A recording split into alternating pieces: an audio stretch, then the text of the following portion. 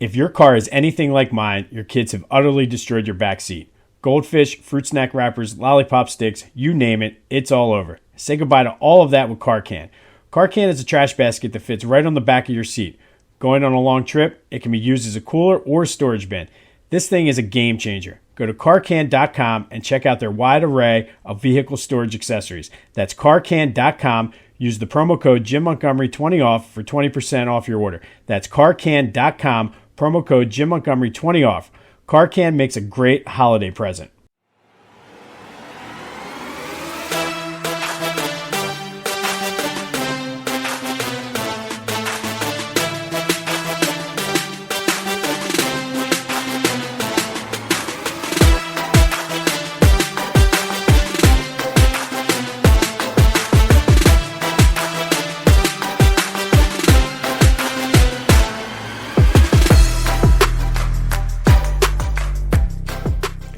What's up, everyone? Welcome to Back to the Future, the podcast that takes a trip down Philly sports memory lane.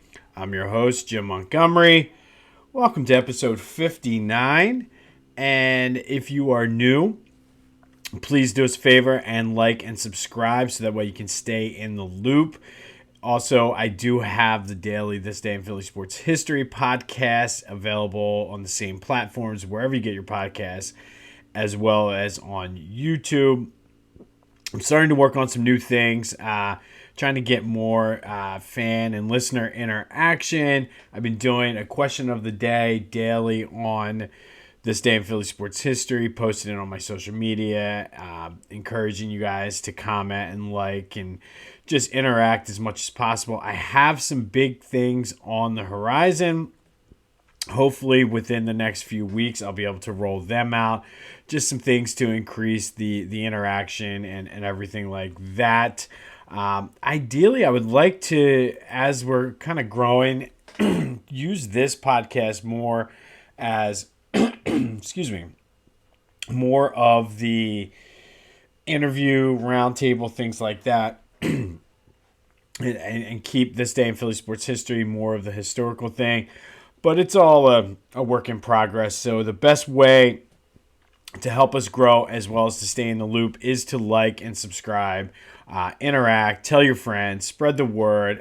Let's help grow this thing. We've done a lot within a year. I like where this is headed, and I think the sky's the limit, and I think this next year is going to be great for us. So again, thank you for your loyal support. And continue to listen and spread the word. All right, so I've been talking, I feel as though for months now, about the Philadelphia Sports Hall of Fame induction ceremony. And if you go back to September, I had an interview with Ken Avalon, who is the president and one of the co-founders. They are located up at Spikes. I have all of the information down in the description, the links you can follow. A-plus organization, A-plus people, just an all-around, just great organization, good time. As you know, I went to the Hall of Fame ceremony, and I was just blown away by the organization and things like that. I shouldn't say the organizations, the organization of the ceremony and all of that. It was held at the Live Casino down in South Philly. But I guess kind of given the backstory, I feel as though I've been working on this probably since last summer, maybe even earlier in the spring. At one point, I was trying to find some information about the Philadelphia A's for a couple of podcast things I wanted to do. Found out that there was a Philadelphia A's Historical Society, which was at one point was around the corner from where I live now. Unfortunately, I think due to funding issues and the fact that the guy that ran it, I believe he passed away and there was nobody there to pick up the slack for it, they were forced to kind of close and ultimately donated all of their memorabilia to Ken and the Philadelphia Sports Hall of Fame. So fast forward me trying to get in touch with him to set up a visit to look at some of those things. And just there was a couple things I wanted to do for the A's. And one thing led to another, and just talking with him about the Hall of Fame, and I thought it'd be a cool interview to interview Ken. So we were able to finally work that out and coincide it with some of the promotion they were doing for this year's induction ceremony. If you're a regular listener of This Day in Philly Sports History, you know throughout the month of October, we focused on this year's induction class. They also did a 20 for 20 now that this was the 20th induction class with 20 different sports. This year they inducted a jockey as well as a race car driver. So that was pretty cool. And then I kind of gave you my own things. Like I said the teams that maybe should be in, as well as 5 guys. I said Bryson Stott, Bryce Harper, Jason Kelsey, Joe, and Danny Briere. And a couple of them I did a stretch. I mean, I could have went Brandon Graham. I could have gone a couple other ways with that. But I wanted to just kind of make it interesting. So anyway, you can go back and check the archives and all of that. Interviewed Ken. I love the story behind the Philadelphia Sports Hall of Fame. And if you want to check out that, go through our archives here for Back to the Future. It was a great interview. I had a lot of fun with him. Just kind of peeling back the curtain, getting an idea on the history and the background, as well as what their thought process is when it comes time to induct athletes. So through the interview, I was kind of getting the sense that it made sense for me to attend the ceremony because I had spent so much time in prep for the interview with Kent, and then all of a sudden, like, this is completely right up my alley, to be honest. Ken said you should come check it out. So at that point, I'm like, I'm in. Decided to go ahead and go. Super, super excited to go. No idea what to expect. Was I going to be a guest? Was I going to be a fan? Was I going to be considered media because of a podcast? Really no idea. I had high expectations of just having a great time, but really didn't know what to expect. I went and got business cards made just because I didn't know, like, if I was meeting people that wanted to listen to the pods. So that's sort of where I was heading into last Thursday when it was time to head down. So the meet and greet started at 4. I got down there around 4:15. I ran into a little bit of traffic. And if you've ever been to the live casino, once you pull into the parking garage, if you go, like, you take the elevator and it drops you. You can either go to the casino level or the event center level, I think it was called. And the event center level, you get off and it's like, boom, you're right there where everything was going down. They were still setting up. I actually went off on the wrong floor. Not sure why. I think I was looking for the bathroom. So anyway, I went to the bathroom, was on the casino level, and started up the escalator. And I look over, and there's Chooch with his 2 sons. That's when I realized, I'm like, oh my goodness, this is legitimate. And I didn't want to say I froze. I kind of gave him the head nod. And I was just like, oh man, this is going to be crazy. So I went into the bathroom, kind of composed myself, and was like, all right, trying to convince myself that I belong. Because, I mean, that was just, it's what I expected, but not what I expected, I guess. And then as people started to come in, I was wandering around. I went and tried to find my seat inside the hall where the ceremony was going to be. They had the silent auction stuff set up, so I was looking at that, walking around. There's Ron Jaworski just walking around with another guy, BSing, having a drink, and I'm just like, he looked at me, he's like, hey, how you doing? Shook his hand. Like, it was, and then that's when I realized, I'm like, okay, I kind of belong here. So then I went into the meet and greet room, kind of was looking around. They had some things up, and it still wasn't that crowded yet, but people were starting to come in. You could see a lot of family members. I saw Valerie Still was there. I saw all of a sudden Bill Giles and his family came in. I saw Chooch obviously was in there then with his sons. Dan Baker was walking around. Howard Eskin was there. It was just all of a sudden, I was like, okay. So I kind of stood off to the side. I was just like, all right, let me figure out sort of what's going on. I didn't want to be that guy because I did see there was a couple people in there that were like, oh, like super, super fan. I'm like, no, I'm trying to play it cool. So then I started to get crowded, and I was like, all right, let me walk out here, and walked in the hallway, and then they had a booth set up where a guy, and I'll give him a shout out, it's right here, Spectre Sports Art. If you're watching on YouTube, that's his Spectre Sports Art. And he does a lot of those long murals that you hang on walls. He does it with like the Eagles, the Phillies. I believe they have, I don't know if they're the ones that have done it, but they're the ones that did the dream sequence at Citizens Bank Park with all of the players from Phillies history or whatever. So I was looking through his art. I was talking with him, and funny story, I looked to my left, and there, Dan Baker. And he was like, in his voice, he was like, oh, I got this one. And he was looking. He was like, this was a cool one. And he was looking. He found one of Chooch jumping into Bradledge's arm after the World Series. He's like, oh, man, this is really cool. I think Carlos would really like this. And he's like, what do you think? And I'm looking at it. I'm like, this is awesome. I think he would love it. I said, that moment is probably the one that one image is what's going to really what I always remember about Chooch, despite all of the good things he's done. He's like, yeah. He's like, it was a great time to be down there. Blah, blah, blah, blah. Thanks.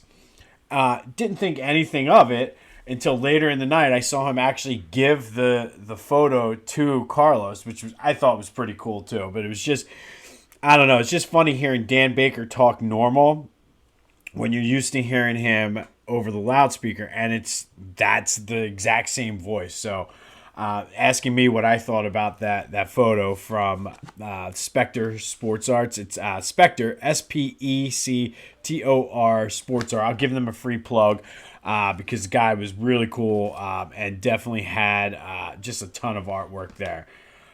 The Clashing Conferences Podcast is a football conference-specific podcast that brings together the everyday passion of real fans and their not-so-friendly friends for the purpose of real-life football entertainment. Aggressive but friendly competitiveness is the name of the game as this group of NFC East fans jabs and banters each other trying to prove their pointless points.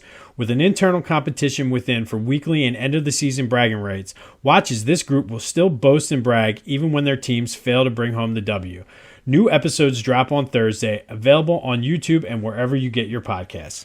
So I go back into the ceremony. I'm having a beer, kind of walking around. I mean, Eskin's walking around doing the room. Bill Giles is kind of sitting in the middle of the room because he's older, and everybody's coming up to him. Tony Black, the jockey, this dude is hilarious. Absolutely hilarious. Like, I was just floored listening to him tell stories. I was talking to him. He knows my buddy's dad, Joe Arcino, who's a horse trainer, used to be at Philly Park, and knew Macho Uno, the horse he had that won the pre-league. So it was cool just talking to him and listening to him tell stories. But I'm waiting in line, and all of a sudden this guy comes up from the side. And it was set up sort of like a wedding where it was like an open bar. And I look, and I'm like, holy shit, this is Carl Lewis.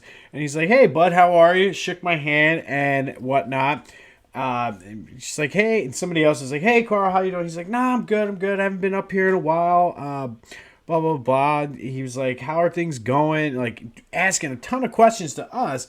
Finally, it was our turn. I was like, go ahead, Carl. You look like you're ready for a drink more so than I am. He's like, oh, thanks, man, but go ahead. I was like, well, what are you drinking? I'll buy it for you. Just kind of make a joke. He laughed at that. So we're sitting there talking, and he was down in South America for the Pan Am Games. It's something he really does. Now, it's funny because, ironically, he thought that, he's in the Philadelphia Sports Hall of Fame, never was able to come to the ceremony, so that he was getting his plaque and everything while he was there to celebrate his sister. So we're talking, and he was like, yeah, man, he was like, this organization is great. Like, had a good 10, 15 minute conversation with him. And he's like, I couldn't believe it when Carol called me and said, hey, you got to come to the Philadelphia Sports Hall of Fame induction ceremony. I'm getting inducted. He was like, Carol, you're already in. And he was like, aren't you already in? Like, me and you went in together. And she's like, no. And, like, it was just funny to hear him tell the story. And then, obviously, he got pulled for, like, a media opportunity. But hands down, probably the nicest guy I met there as far as the athletes. I mean, they were all nice, don't get me wrong. But, like, came out of his way, was talking with me. Just basically like we were just old friends who hadn't seen each other in a while. Which I thought was cool. So from there, I kind of made my way out to the hallway because it was starting to get crowded, and I could see it was like a lot of just different people's families. I know like Bill Connect, a lot of his family was there. Al Holbert, the race car driver, a lot of his family was there. And a lot of people from like the Vesper Rowing Club, they were wearing their Vesper jackets because of Bill Connect, which I thought was really, really cool. And there were a lot of older guys, and I didn't get a chance to talk with them to see if they had actually rode with Bill or not. But I just thought that was really cool. Saul Trotter was standing out in the hallway with his sons and the people that were in his crew. And I kept trying to go up and talk to him, and I wasn't able to, which was frustrating because every time I would, somebody else was like, oh, and then the guy put the microphone in his face to interview him. So I'm just I was like, you know what, I got to meet Trotter. So I stood on the wall and standing next to a guy who was with part of one of his buddies, and he just looked super, super familiar for me. And I looked at it, I'm like, man, you look very familiar. He's like, oh, I'm one of Trot's boys, blah, blah. I'm like, no, it's not that. I said, what do you do? And he started saying something about like he was either the assistant or worked as one of somehow with the chaplains for the Eagles. Like they had the people that go down. And that's when it hit me. I'm like, do you know, oh my God, why can't I think of his Herb Lusk? And he's like, yeah, I know Herb all the time. I was like, all right, I used to work at People for People. And like we kind of went through that whole story. He was like, wait a minute, I used to go up there. He's like, you're the guy that taught the middle school. And I'm like, yeah. So like we kind of sort of knew each other that way, which I thought was pretty cool. Finally got to meet Trotter. Hollis Thomas was standing there. Hollis Thomas is a big dude. Nice guy, but big, man. And then finally, my favorite part of the whole thing was when I went up to Jay Wright, who was hands down probably him or Bernard Hopkins, best dressed guys there. And of course, I'm like, I know I'm a Temple guy, but I really respected you. And like, it was just weird me saying that. And he kind of looked at me. He was like, you must be an old school Temple guy. I was like, yeah. He's like, nah. He's like, but you know what? We took a couple of your guys this year. I was like, yeah, I know. But it was cool talking with him. And he got it. He was like, all right, you must be an older guy because unfortunately Temple hasn't been that good. And then Dickie Knowles, which I thought was great, was working the room, and like it was just funny. He knew everyone, and I thought, like I said, that was pretty cool. But from there, it was time, I guess, for like the start heading into the dinner. Like the meet and greet was over, and I kind of lost track of what was going on. I did not even think that there was going to be other people there that were not a part of the meet and greet that I could still meet. So I headed over to the main hall. That's where the silent auction was. So I went over, and dinner was there. I wanted to scope out my seat, see who I was sitting there. Because one thing they do there, which I thought was excellent, is everybody's seats are random. Obviously, they try to keep certain people together, but like the Villanova table, like they had a couple Kyle Neptune, some of the players, some of the admin from Villanova were there, and they were like in the seat or the table across from me. But like they mix it all up, so you could have been with anywhere. So I get there, and I'm sitting with Valerie Still, and I'm not sure if it was her husband, her boyfriend, a friend. I didn't really want to get into that, but it was just the three of us at the table. So just started talking, and when I say the two of them were outstanding, I mean, you want to talk about people having a conversation with you and being genuinely interested in what they're saying. And again, this isn't a shot at any of the athletes or anybody else I met, because I don't want it to come off that way. But when she's asking me, what do you do? And I was like, well, I'm here because I have a podcast. I interviewed Ken, but my day job is in education. And she was asking me about the education and the types of kids that I teach or work with at a cyber school. And she just seemed very, very pleased that like there was an option out there for people that needed it. And I told her most of like are the backstory, the kids that come to us. And she was like, do you have any kids? And I was telling her about my kids playing sports, and especially Ella really getting into soccer but wanting to play basketball. And she's like, if I can give you any advice, just make sure she's having fun. Doesn't matter what she does, don't get her, burn her out so early. And she was like, that goes for both of your kids, so make sure they're having fun. This, that, and the other. I'm like, well, thank you, I appreciate it. I was like, I know. And like she mentioned about I mentioned to her about being the all-time leading rebounder and scorer at Kentucky, and she's like, men's and women. She's like, you know what? Thank God for Calipari with his team and keep getting the one and dones, keeping my record intact, which I thought was pretty funny. My brother's a huge UK fan, so I'm sure he'll get a kick out of that one too. But she's just an amazing person. She's an author. She runs nonprofit for youth. She has family that dates back to like the founders and working with Harriet Tubman on the Underground Railroad that she's very big in. I mean, and you want to talk, like I said, all of the accolades she had. And like I'm spending a lot of time on this because I feel like she's the one I've talked to the most. Just an amazing, amazing person. And like I was floored that like it was genuinely interested in what I had to say. So Valerie, if you are listening, because I know I gave her my card, thank you. I do appreciate it. You're more than welcome to come on anytime.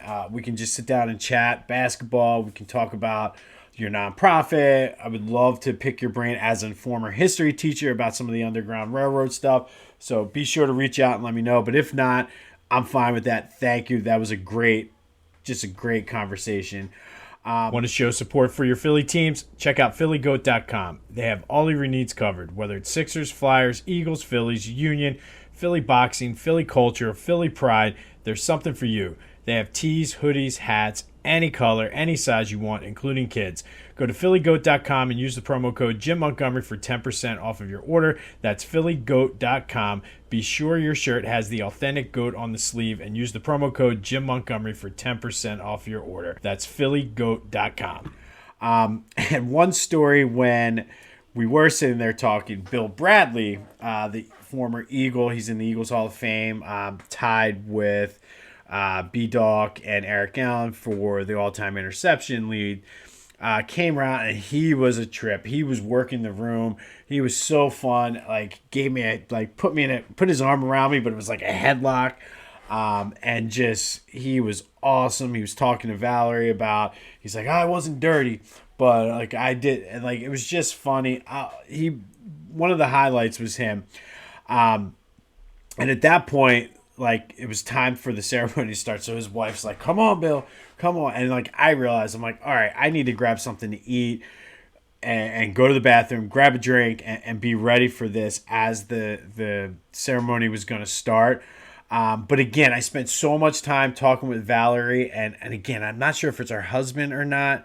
But whoever it was, him and Valerie, I spent so much time talking with them. I didn't even venture out of my corner. And to be honest, like looking back at it, yes, it would have been cool to kind of walk around and see some of the others. But it was a lot of fun. So that was dinner and the reception and the meet and greet. All right, so the ceremony, I'm not going to go through a lot. I did take notes through it. Ken did send me, I have the speeches and the video from it. I will post that in the description as well. There are some pictures. I'm trying to figure out how the best way to do that is. So just keep your eyes out for that. But I will post the link to the video for you guys to see. Obviously, Ken let it off, great speech. We talked about this in the interview that the Hall of Fame, like the building itself, is just a museum. But the Hall of Fame is an idea and just a celebration of everything that is Philly sports, the rich history. And really, I think that's super, super powerful. Joe DeCamara was the MC. Great job. Great job. And I know like he has the morning show and like you have to have a certain sort of shtick, I guess. But like legitimately a nice guy, legitimately like he talked about the Trey Turner standing ovation and how it just really showed him something about Philly and Philly fans and just made him proud. And I really think that is just, to me, incredible. And then after he did his opening thing, he made a comment about how Bryce was going to be here someday, Jason Kelsey, Brandon Graham. And it was right after the trade. And he was like, you know who's not going to be here? James Harden. And I'm okay with that. So I kept it, keeping it loose, but making it funny at the same time.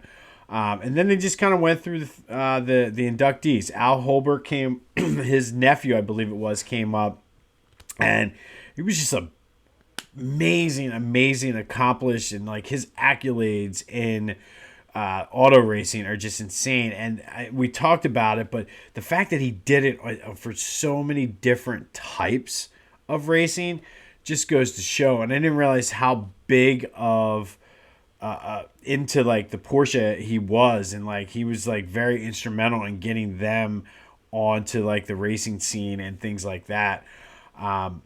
Then it was Bill Connect. His grandson presented him, and it was funny. He was like, well, he's like, the video that they just showed pretty much stole all my thunder. But one thing I thought that stuck out to me for that, he said that rowing is either individual or a team sport. And the fact that Bill Connect was great as a team in all the team races, he said you have to shout out and thank his teammates. And he talked about that 64 gold medal in the heavyweight 8.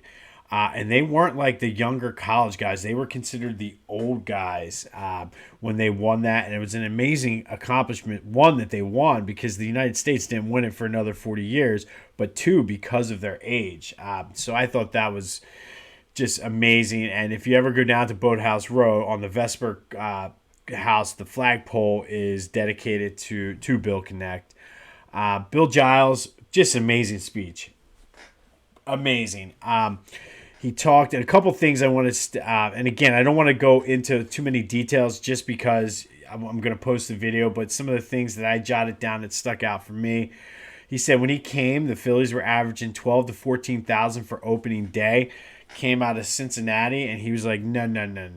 He's like, opening day is an event, and that's what he wanted to make it. So first opening day at the Vet, he dropped the first pitch from a helicopter. And then he was like, people loved it, so I had to do something weird every opening day.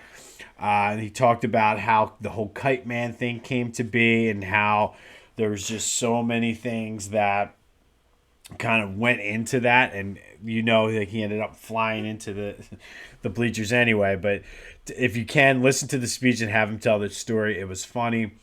And he cried talking about his family and just how much it meant for him to not only be inducted, but to have so many of his family there, which was cool. Then it was Tony Black, and again, hilarious. I mean, he stole the show, in my opinion. Talked about just like somehow, I forget how it came up, but like it stuck out. I wrote down, jockeys are athletes, and just the amount of broken bones that he has. He has plates and things like this.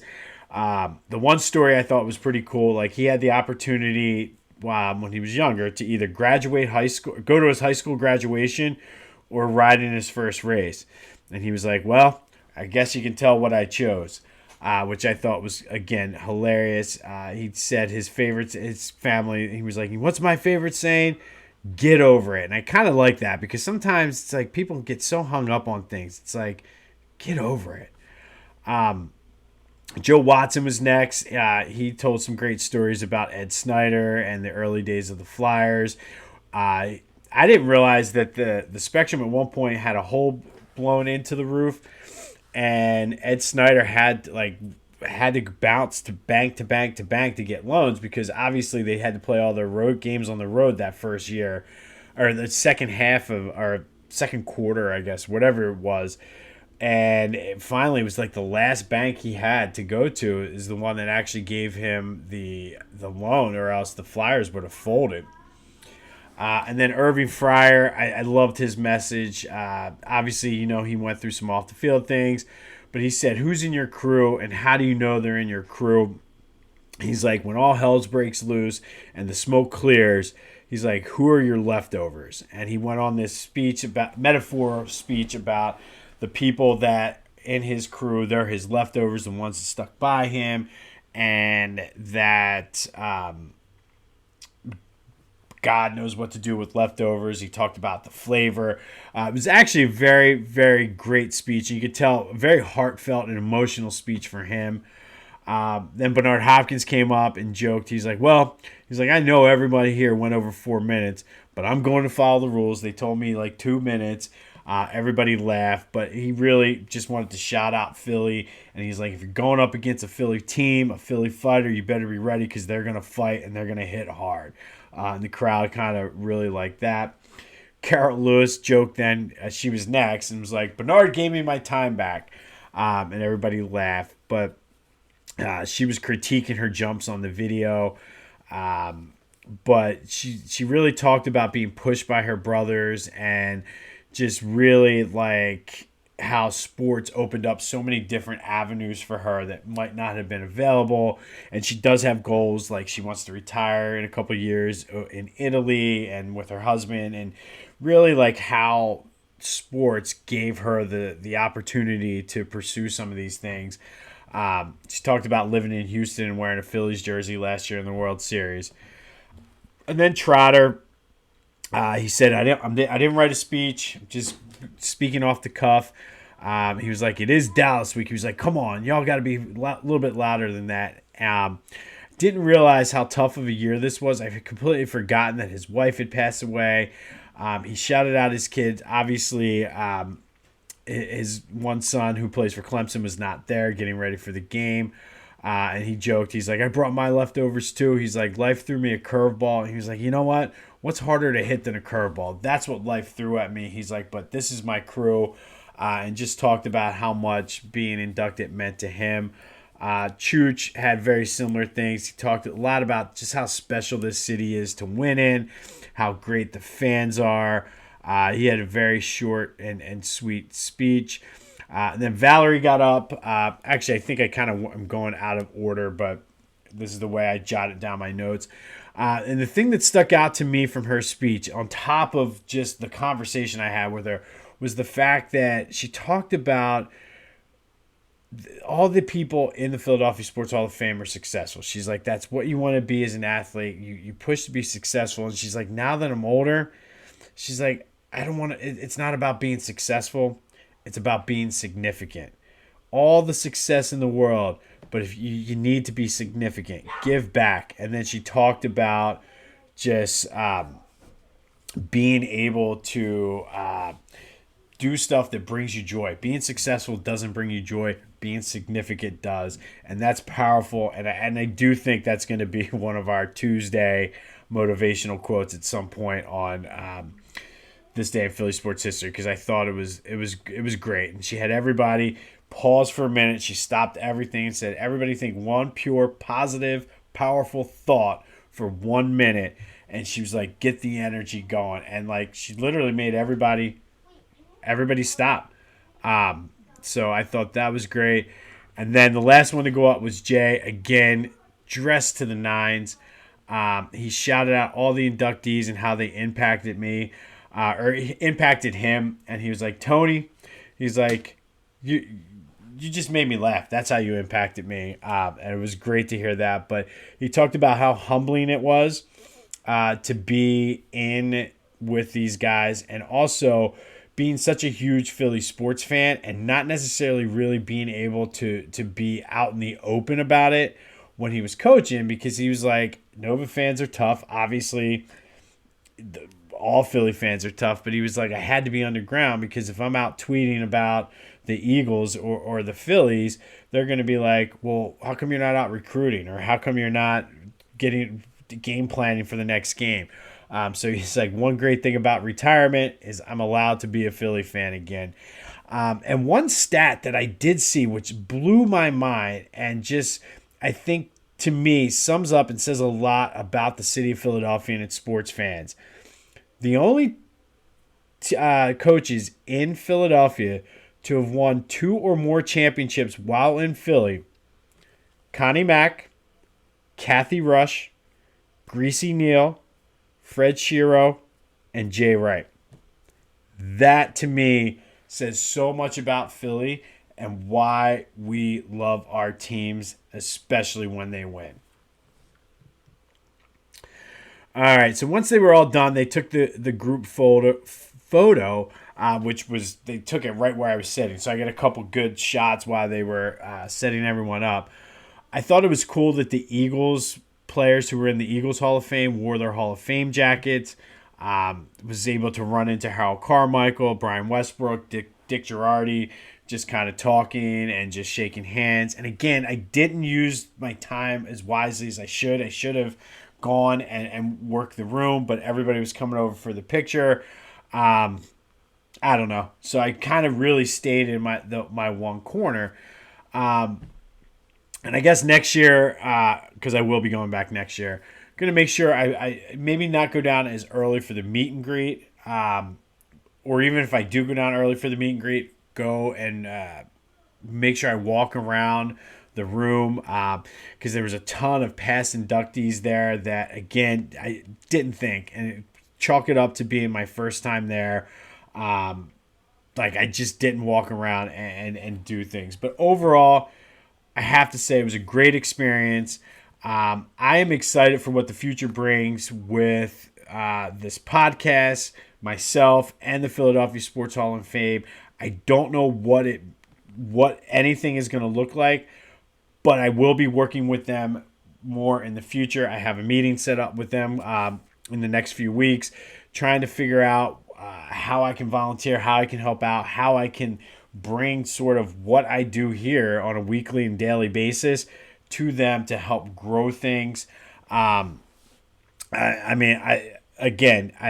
looking forward already to next year, and I don't even know who the class is or anything, but just an amazing time. Looking forward to working with Ken and Steve, the president and vice president, the amazing volunteers, and just really like being able to dip into my passion as a Philadelphia fan, something that I've always been my entire life, and really kind of bringing it all together. Like, doing this podcast is something I've always wanted to do. Maybe not podcast, but like being on TV and being on the radio and things like that, and being able to bring that all together. I thank Ken and Steve for all that. I thank you guys for being loyal listeners and allowing me to I'm looking forward to working with them more. But the way you can help out is, be sure, listen to This Day in Philly Sports History every day. Like and subscribe. Like and subscribe to Back to the Future. For This Day in Philly Sports History, spread the word. For November, we're looking at the most disappointing athletes in Philly history. Guys that came in with a ton of hype and just never lived up to it. I mentioned I'm working on ways for more interaction with things.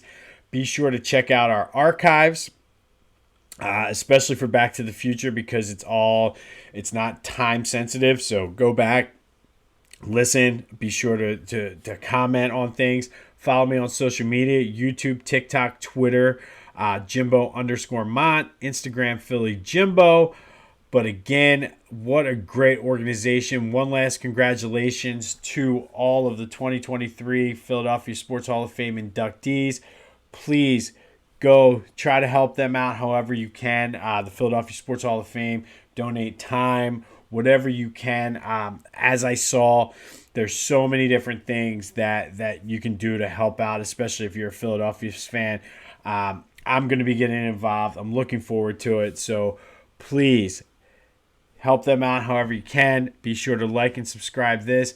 Have a great week. It is an Eagles bye week, so enjoy your weekend. Hang out with family, stress-free, because I know after that Cowboys game, we're still sort of catching our breath and letting our heartbeats die down. But this has been Back to the Future. I'm Jim Montgomery. Go have yourselves a week, and until next time, I'll see you when I see you.